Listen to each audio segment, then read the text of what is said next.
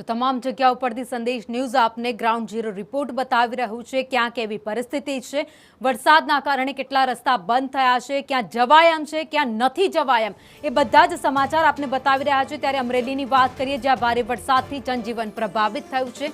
ગ્રામ્ય વિસ્તારોમાં હજુ પણ વરસાદી પાણી યથાવત છે।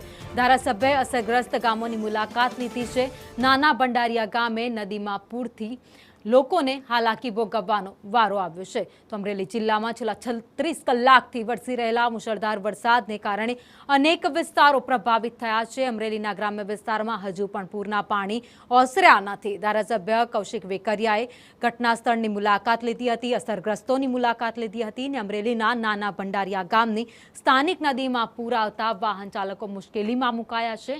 નાના ભંડારિયા ગામમાં ગઈકાલે વરસેલા વરસાદને કારણે મુશ્કેલી લોકો વેઠી રહ્યા છે।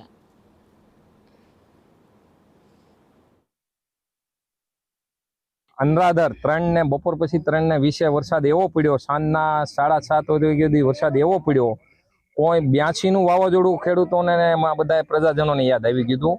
ઘરમાં પાણી ઘૂસી ગયા, માલધારીઓનો કુસા અને બધું નીણ બીણ બધું પલ્લીને તણાઈ ગયું અને જમીનમાં એટલું નુકસાન થયું છે કાલનું કે કોઈ સીમા બધું બિયારણ સંપૂર્ણ 100% નિષ્ફળ ગયું છે અમારું અને બધાના ખેતરમાં ધોવાણ થઈને ઓકળા પાડી દીધા અને પાણી ક્યાંય હાલવાનું નહોતું એ જગ્યાએ પાણી હાલીને ગામમાં ઘરમાં પૂજ્યા છે અને માલ જાન જનાવરોને બધાને અને ખેતીવાળાને બધાને અમારે બહુ નુકસાન થયું। પણ આજે સવારે વહેલી સવારથી વરસાદ પડ્યો ને આ રસ્તો કાલ 3 વાગ્યાનો બંધ છે, હજી આ 10 વાગ્યા તો રસ્તો ખુલ્લો થયો નથી। એટલે અમારું સરકારે આ રોડ ઉપર પુલ બનાવીને 3 ગામનો રસ્તો તે ધ્યાન આપીને અમારું કામ કરે એવી અમે સરકાર પાસે પણ વિનંતી કરી હતી। અમરેલી જિલ્લામાં ગઈકાલે ધોધમાર વરસાદ વરસ્યો હતો, ત્યારે હું આપને દ્રશ્યો દેખાડીશ કે નાના ભંડારિયાનો મુખ્ય રસ્તો છે। નાના ભંડારિયાના મુખ્ય રસ્તા ઉપર જ છે અત્યારે પાણી ભરાણા છે ઘૂંટણસમાં।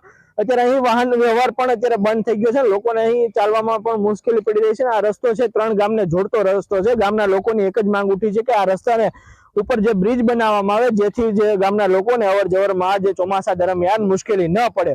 અત્યારે હાલ સ્થળની વિઝિટ કરવા ગુજરાત વિધાનસભાના નાયબ મુખ્ય દંડક અને અમરેલીના ધારાસભ્ય પણ અહીં આવીને લોકોની જે સમસ્યા હતી તેનું પણ અત્યારે નિહાળી હતી અને આગામી સમયમાં છે તે પુલ બનાવવામાં આવે તેવી ગામ લોકોએ માંગ કરી છે। જૈનિક સવિત્રા, સંદેશ ન્યૂઝ, અમરેલી સિટી।